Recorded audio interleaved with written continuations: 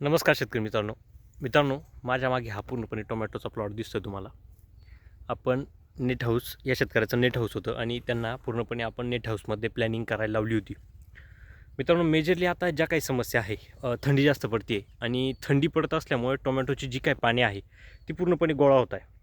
आपण ज्या काही आपल्या प्रॅक्टिसेस आहे साधारणपणे एक 18-19 दिवसाच्या पुढे झाड झाल्यानंतरून आपण ज्याला अँटीव्हायरस प्रॉपर्टीज असलेले स्प्रे चालू करत असतो आणि त्या स्प्रेनी आत्तापर्यंत प्लॉट फारच चांगला रिस्पॉन्स देत आहे. फ्रुटिंग पण चांगली लागलेली आहे. प्लॉट पण बघणारच आहो आपण. पण मित्रांनो, ज्या शेतकरी बंधूंना टोमॅटोची प्लॅनिंग करायची आहे आणि अशा शेतकरी बंधूंनी अजून आपल्याकडे प्लॉट रजिस्टर जर केलेले नसतील तर मित्रांनो, फक्त एकदाच प्लॉट रजिस्टर करून बघा. जर तुम्हाला आवडलं तरच तुम्ही पुढे मार्गदर्शन घ्या. जर तुम्हाला वाटतं आहे की खर्च जास्त होतो आहे किंवा अतिरिक्त खर्च आहे शेड्यूलमध्ये, असं जर वाटलं तर तुम्ही तिथेच शेड्यूल कुठेतरी थांबवू शकता किंवा तिथून पुढे शेड्यूल नाही घेतलं तरी हरकत नाही. पण आपले जे काही बेसिक आपण चार्जेस ठेवलेले आहे, साधारणपणे जर बघितलं तर एक 25 ते 30 दिवसाचं शेड्यूल, 20 दिवसापासून ते 25 किंवा 30 दिवसाचं शेड्यूलचे चार्जेस आपण ₹500 ठेवलेले आहेत फक्त शेतकऱ्यांसाठी.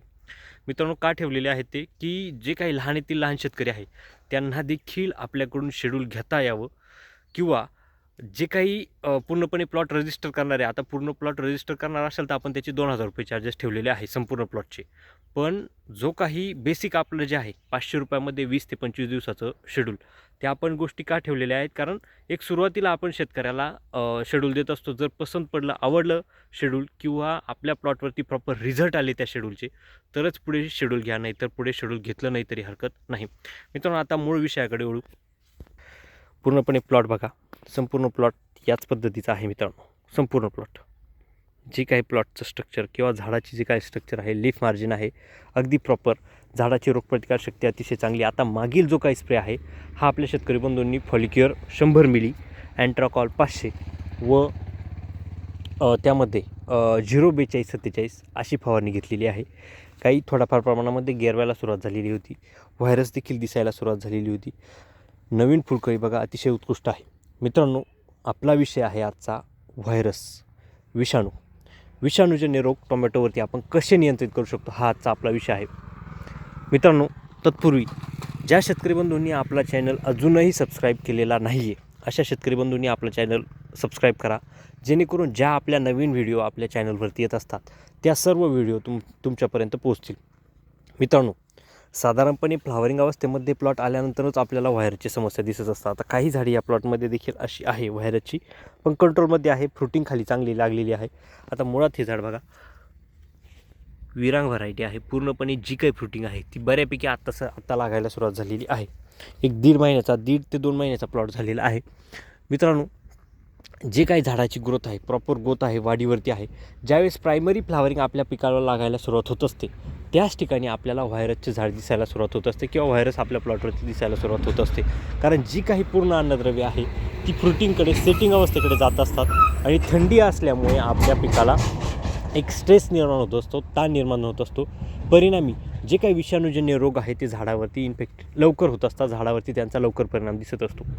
मित्रांनो, अशा ठिकाणी प्लॉटवरती जर व्हायरस दिसत असेल तर सुरुवातीच्या अवस्थेमध्ये तुम्हाला व्हायरोबॅन 200 लिटर पाण्यासाठी 500 मिली, त्यामध्ये ॲसिटामाप्राईड 100 ग्रॅम, जर पांढरी माशी असेल तर त्या पांढऱ्या माशीच्या नियंत्रणासाठी ॲसिटामाप्राईड 100 ग्रॅम व त्यामध्येच तुम्ही मायक्रोन्यूट्रंट कॉम्बीचा वापर करू शकता.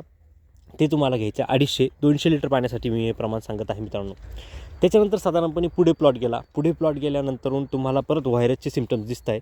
आता जे काय मी ह्या प्रॅक्टिसेस सांगतो ह्या स्वतःच्या आपल्या प्रॅक्टिसेस आहे मित्रांनो.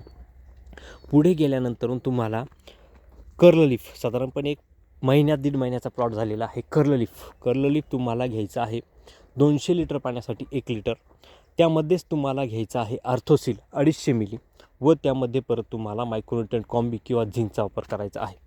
मित्रांनो, पुढे प्लॉट गेला तर साधारणपणे तुमच्या प्लॉटवरती व्हायरस जास्त दिसायला लागलेला आहे. परिणामी तुम्हाला पूर्णपणे पाणी अशा स्वरूपाचे, आता इथं झाड आहे, अशा स्वरूपाचे पूर्णपणे पाणी गोळा होत आहेत. अशा ठिकाणी तुम्हाला लक्षात घ्या, टाक 200 लिटर पाण्यासाठी 2 लिटर, अंडी 15 नग, देशी दारू 400 मिली.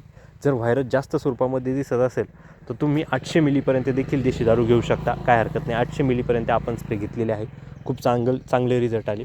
व गूळ 200 लिटर पाण्यासाठी 1 किलो याप्रमाणे फवारणी घ्यायची आहे. मित्रांनो, त्यामध्ये तुम्हाला कराटे घ्यायचे आहे. देशी दारू, ताक, अंडे, गूळ याची पूर्णपणे आपली जी काही व्हिडिओ आहे आपल्या यूट्यूब चॅनलवरती आहे. कसं मिश्रण करायचं, किती दिवस भिजत ठेवायचं, ही सर्व आपल्या यूट्यूब चॅनलवरती त्या व्हिडिओ आहे. ती जे मिश्रण कसं ठेवायचं त्याचा उल्लेख मी ह्या व्हिडिओमध्ये करत नाही. मित्रांनो, पुढे जाऊन हा जो स्प्रे आहे ताक, अंडी, गूळ, देशी दारू, कराटे याची स्प्रे तुम्ही प्रति 15 दिवसाला आपल्या प्लॉटवरती घेऊ शकता, जेणेकरून आपल्या प्लॉटवरती येणारा अतिरिक्त ताण आहे तो ताण दूर ठेवून आपला प्लॉट चांगला राहील. त्याच्यानंतर पुढे जाऊन पुन्हा व्हायरसचे सिम्पटम्स दिसत आहे, तर परत तुम्ही अँटीव्हायरल प्रॉपर्टीज, तुम्ही कर्ललीफ असेल, व्हायरोबॅन असेल, Z7+ असेल, रिकवर असेल ॲस्ट्रोमेगवाल्यांचं, यामधील कुठलाही तुम्ही एक फवारणी घेऊन यामधली कुठल्याही एक औषधाचं तुम्ही फवारणी घेऊ शकता. पण ताक, अंडी, गूळ, देशी दारू याचा कंटिन्युअसली स्प्रे घेत राहा. मित्रांनो, आता पुढे तुम्हाला साईजवरती आपला प्लॉट यायला सुरुवात होत असते. साईजसाठी आपण किकॉन, साईज फास्ट, स्केलअप, प्रोसील यासारखे आपण बायोस्टिम्युलंट वापरत असतो. पण परिणामी ते जर बायोस्टिम्युलंट जर पचवण्याची ताकद आपल्या झाडामध्ये नसेल तर तिथे आपला प्लॉट अजून स्ट्रेसमध्ये गेलेला दिसत असतो. तर तिथे तुम्हाला हे बायोस्टिम्युलंट वापरण्याच्या अगोदर तुम्हाला फवारणी घ्यायची आहे. रेमेडी घ्या, मिंगल घ्या, मिलान्स घ्या, जे आपण ड्रीपद्वारे देत असतो ॲप्लिकेशन, त्यापैकीच रेमेडी जर घेतलं तर 150 ग्रॅम 200 लिटर पाण्यासाठी, मॅग्नेशियम सल्फेट 500, चिलेटेड झिंक 100 व त्यामध्ये सीरुबी ग्रीन सीवीडचा वापर करायचा आहे. व त्यामध्ये बुरशीनाशक तुम्ही अँट्राकॉल, रोको कुठलंही बुरशीनाशक वापरू शकता. मित्रांनो, आता हे बघा, झाडाची अजून बांधणी चालू आहे, पण तुम्ही फ्रुटिंग जी बघितली ते अतिशय प्रॉपर फ्रुटिंग. आता साईज नाही आहे त्याच्यामुळे आपल्याला इथे फ्रुटिंग लक्षात येत नाही आहे. ज्यावेळेस साईज होणार आहे प्रॉपर प्लॉटची त्यावेळेस पूर्णपणे प्लॉट प्रॉपर दिसणार आहे. मित्रांनो, पुन्हा सांगतो, ज्या शेतकरी बंधूंना आपल्याकडून ऑनलाईन मार्गदर्शन घ्यायचे आहे त्या शेतकऱ्यांनी निश्चित घ्या. जर काही समस्या असतील तर तुम्ही कॉलवरती देखील विचारू शकता. कॉलवरती आपण समस्या पूर्णपणे निरसन करत असतो. जर तुम्हाला आता आपला यूट्यूब चॅनल फक्त शेतकऱ्यांसाठी मित्रांनो, कुठेहीलाही आपण त्याची मार्केटिंग वगैरे करण्यासाठी किंवा याच्यासाठी वापर करत नाही आहे. अजून जर काही समस्या असेल, टोमॅटो पीक असेल, द्राक्ष असेल, डाळिंब असेल, कुठल्याही पिकामध्ये जर तुम्हाला मार्गदर्शन हवं असेल तर माझा नंबर आहे 77 67 90 64 19. शेतकरी मित्रांनो, चला तर मग, धन्यवाद. व्हिडिओ कशी वाटली हे कमेंट बॉक्समध्ये नक्कीच कळवा. ज्या शेतकरी बंधूंनी ताक, अंडी, गुळाची स्प्रे घेतलेली आहे त्यांना कसा रिझल्ट आला त्याचा हे देखील तुम्ही कमेंट बॉक्समध्ये कळवा. चला तर मग, धन्यवाद.